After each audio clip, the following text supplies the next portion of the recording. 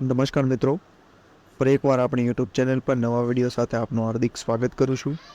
જો તમે આ ચેનલ પર નવા હોય તો આપણી ચેનલને સબસ્ક્રાઈબ કરી લેજો, જેથી સરકારી ભરતીને લગતી અવનવી અપડેટ્સ મળતી રહે.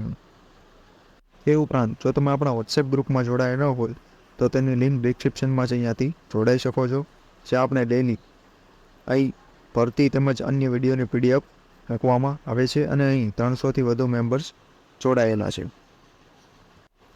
તો મિત્રો, આજના વિડીયોમાં છે જ્ઞાન સહાયક તેમજ અન્ય ફિક્સ પગાર તેમજ કરાર આધારિત ફિક્સ પગાર વગેરે જેવા મુદ્દાઓને મૂળ અસરથી નાબૂદ કરીને પૂરા પગારથી ભરતી કરવા અંગે જે આજના આર્ટિકલમાં સમાચાર આવેલા છે તેની આ વિડીયોમાં વાત કરીશું.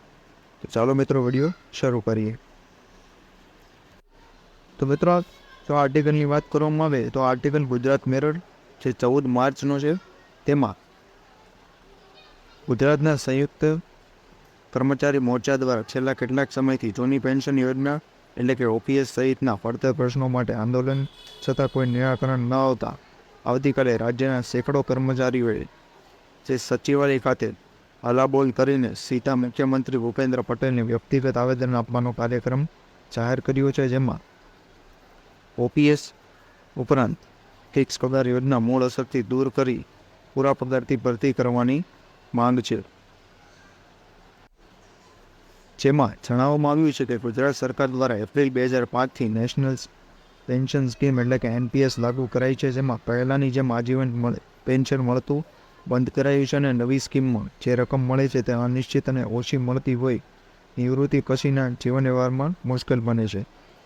તે ઉપરાંત હાલમાં જ્ઞાન સહાયક, તે ઉપરાંત ફિક્સ પગાર, કરાર આધારિત ફિક્સ પે વગેરેની મૂળ અસરથી નાબૂદ કરી પૂરા પગારથી ભરતી કરવી એ પણ મુખ્ય ભાગ દર્શાવેલો છે. એટલે કે જ્ઞાન સહાયક, ફિક્સ પગાર વગેરેની જે નાબૂદ કરવામાં આવે, એટલે કે કરાર આધારિત સંપૂર્ણ ભરતી નાબૂદ કરી જે પૂરા પગારથી ભરતી કરવી એવી માંગ કરવામાં આવેલી છે.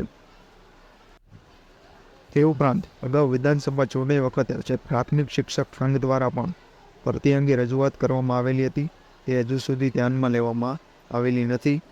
એવી અનેક માંગણીઓ કરવામાં આવેલી છે. તો આ વિડીયોની PDF આપણા વોટ્સએપ ગ્રુપ પર થતી મળી જશે. આજના વિડીયોમાં બસ આટલું જ. ફરી મળીશું નવી માહિતી સાથે.